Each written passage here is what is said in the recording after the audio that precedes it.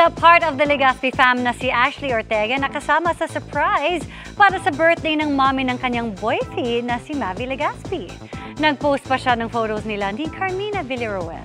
Makichika kay Athena Imperial. Present si Ashley Ortega kagabi sa 50th birthday celebration ni Carmina Villaruel, ang mommy ng boyfriend niyang si Mavi Legazpi. At sa photos ng online birthday greeting ni Ashley, kita ang closeness nilang dalawa. Ashley shared na matagal na niyang alam ang surprise party organized by the twins Mavi and Cassie. Mavi and Cassie, they're good at planning rin naman. Siguro naging ambag ko sa party, kumanta lang ako. Naging karaoke night kasi yun. Favorite part ni Ashley sa intimate celebration ang sweet message and gestures ni Zoren Legazpi para kay Carmina.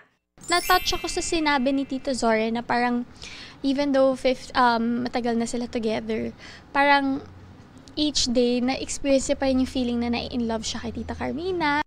Busy ngayon si Ashley sa upcoming movie and TV series projects, including a thriller series with Kapuso couple Elle Villanueva and Derek Monasterio. It's a nice thriller show kasi makakita kayo ng, of course, ibang Ashley dito. Tapos makikita nyo rin kung ano yung mga parang pagbabago sa buhay namin.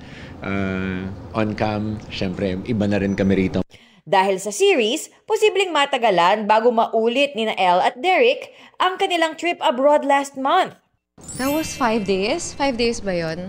Super saya. Hindi ko in-expect na mag-e-enjoy ako na gusto ko siyang balik-balikan every year. Tumakbo kami doon.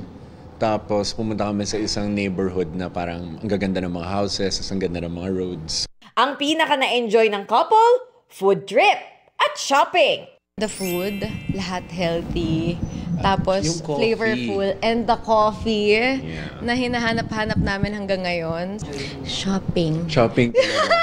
Sa totoo lang, kasi sobrang mura talaga eh. Imagine, pag magpapabibili ka ng coat na ready to wear, i-fit pa nila sa'yo on the spot, tapos makukuha mo sa same day. Athena Imperial updated sa Showbiz Happenings.